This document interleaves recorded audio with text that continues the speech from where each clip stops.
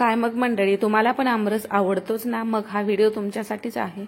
तर बघा, आमरस बनवण्याच्या भरपूर सगळ्या पद्धती आहेत, पण जर तुम्ही मिक्सरमध्ये आमरस न करता जर हाताने अशा पद्धतीने आमरस बनवला तर तो चवीला सुद्धा फार छान होतो. मिक्सरमध्ये पटकन आमरस होतो, पण ते जशी चव आपल्याला आमरसाची ओरिजिनल पाहिजे ती याच रसाला येत नाही किंवा आमरसाला येत नाही. तर अगदी मिक्सरशिवाय झटपट होणारा हा आमरस तुम्ही तयार करू शकता आणि 5 ते 6 दिवस तुम्ही फ्रीजमध्ये जरी स्टोअर करून ठेवला तर याचा रंग अजिबात बदलणार नाही. यामध्ये जराही पाण्याचा थेंब यामध्ये टाकलेला नाही किंवा थोडं सुद्धा पाणी यामध्ये अजिबात घातलेलं नाही. अगदी ओरिजिनल प्युअर असा आमरस तुम्ही अगदी कमी वेळात झटपट तयार करू शकता, तोही बिना मिक्सरचा. तर इथं आमरस बनवण्यासाठीचे जे आंबे आहेत ते व्यवस्थित पिकलेले आणि अगदी म्हणजे त्याची साल जरा कडक असावी, म्हणजे आपल्याला याची साल काढता येईल. अगदी जास्त असे पिकून पुढे गेलेले आंबे न घेता मी थोडेसे कडक आहेत असेच, म्हणजे व्यवस्थित पिकलेले पण जास्त पण पुढे गेलेले नाहीत असे आंबे घेतलेले आहेत 5 ते 6. आणि यामध्ये पाणी घेतलेलं आहे थोडंसं थंड पाणी तुम्ही घेऊ शकता, म्हणजे याची साल काढणं आपल्याला पटकन सोपं जातं. आणि आता आंब्यावरती चिक असतो तो पटकन निघावा म्हणून थोडंसं मीठ टाकायचं किंवा यावरती जो धूळ चिकटपणा असते ते निघण्यासाठी मिठाने याला मदत होते. थोडंसं चमचाभर मीठ टाकायचं पाण्यामध्ये मिक्स करून याला छान अर्धा तास किंवा 20 ते 25 मिनिटासाठी ठेवून द्यायचं. नंतर असं चोळून आंबे तुम्हाला व्यवस्थित असे साफ करून घ्यायचे आहेत, म्हणजे यावरती जी काही घाण चिकटपणा असेल तो सगळा निघून जातो. तर हे सगळे आंबे अशा पद्धतीने स्वच्छ करून घ्यायचे आहेत. तर आमरसासाठी वेगवेगळे आंबे तुम्ही घेऊ शकता. तर तुमच्याकडे जो कोणता आंबा आहे त्याचा सुद्धा तुम्ही आमरस तयार करून घेऊ शकता. तर ह्या पद्धतीने तुम्ही एकदा ट्राय करा. आमरस खरंच चवीला फार छान होतो. ज्यांना आमरस आवडत नाही ते सुद्धा आवडीने खातील जर तुम्ही या पद्धतीने बनवलं तर. आता हे आंबे सगळे छान असे आपल्याला स्वच्छ पुसून घ्यायचे आहेत. तर पाण्यामध्ये ठेवल्यामुळे अजून एक आपल्याला फायदा होतो, तो म्हणजे आंब्यामध्ये उष्णता असते तर ती हीट कमी होण्याची म्हणजे पाण्यामध्ये ठेवल्यामुळे कमी होते.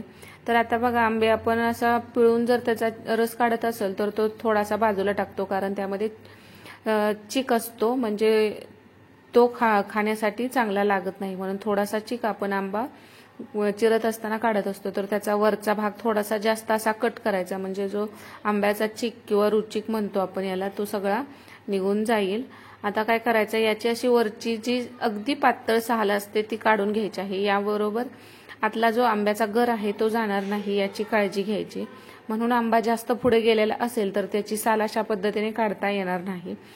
त्यामुळे आंबा थोडासा कडक असेल आणि व्यवस्थित पिकलेला असेल असाच घ्यायचा, म्हणजे साल तुम्हाला इझिली अशी काढता येते.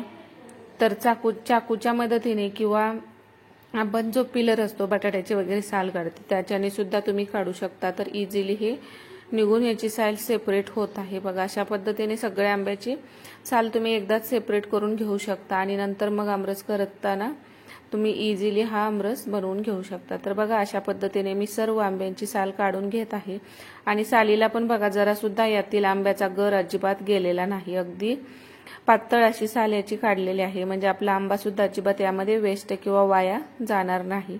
तर आता हे जो तयार झालेला आंबा आहे तो काय करायचा आहे, आपल्याला एक बाउल घेतलेला आहे, असं कोणतंही भांडं घ्या. यामध्ये पुरणाची चाळण ठेवलेली आहे. आता सगळ्यांकडे असतेच, ते नसे ही मोठी नसेल तर अशी छोटी तरी आपण ज्यूस वगैरे गाळण्यासाठीची ही जी चाळण असते ती तुम्ही घेऊ शकता.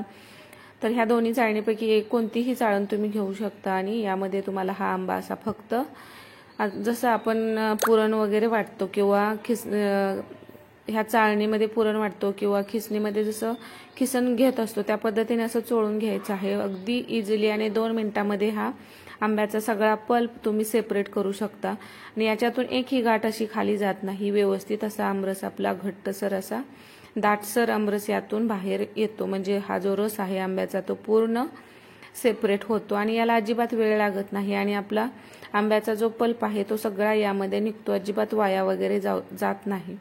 तर अशा पद्धतीने हे सर्व आंब्याचा पल्प आहे किंवा गर आहे तो सेपरेट करून मी घेतलेला आहे. बघा, अगदी प्युअर असा हा आंब्याचा पल्प निघालेला आहे.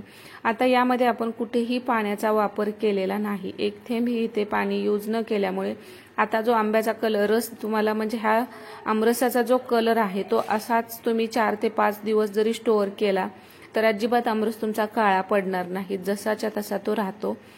तर बघा अगदी छान असा हा आंब्याचा पल्प काढून घेतलेला आहे। आता तुमच्या गोडीनुसार तुम्हाला आमरस गोड हवा असेल पुरी बरोबर किंवा तुम्ही चपाती बरोबर खाणार असाल तर थोडीशी साखर यामध्ये टाकायची आणि काजू सुद्धा 2 ते 4 काजू तुम्ही टाकून बघा, छान त्याने टेस्ट येते।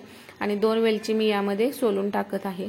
तर हे सगळं मिक्सरमधून बारीक करून घ्यायचं आहे आणि ह्याची जी तयार केलेली पावडर आहे छान अगदी बारीक अशी ही पावडर तयार झालेली आहे बघा।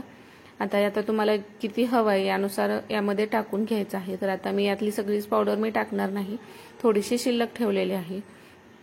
तर बघा अगदी आता यामध्ये छान असा हा आपण जे साखर वेलची आणि काजू याचं मिश्रण पावडर तयार केलेली होती ती यामध्ये मिक्स करून घ्यायची। अगदी छान मौसूत असा तुमचा घट्टसर असा आमरस तयार झालेला आहे। तर तुम्हाला जर हा आमरस शेक बनवायचा असेल तर हे आता तयार केलेला आपण जो आंब्याचा रस आहे किंवा गर तुम्ही फ्रीजमध्ये डब्यामध्ये स्टोअर करून ठेवू शकता, फ्रीजरमध्ये ठेवलं तरी सुद्धा चालू शकतं। आणि त्यातला मग थोडासा पल्प आणि थोडंसं दूध टाकून जर तुम्ही मिक्स केलं तर पटकन असा तुम्ही शेक मिल्क मँगो शेक अगदी झटपट तयार करू शकता। आणि बघा अगदी घट्टसर असा पुरी सोबत खायचा असेल किंवा चपाती सोबत खायचा असेल तर छान असा आमरस तयार झालेला आहे। एकदा नक्कीच या पद्धतीने ट्राय करा, याची चव अगदी अप्रतिम होते। तुम्ही मिक्सरमध्ये ज्युसरमध्ये जर आमरस बनवत असाल तर ती चव जी ओरिजिनल आमरसाला चव यायला पाहिजे ती त्यामध्ये येत नाही। तर नक्कीच एकदा ह्या पद्धतीने आमरस ट्राय करून बघा, फार छान होतो। आणि व्हिडिओ शेवटपर्यंत पाहिल्याबद्दल धन्यवाद।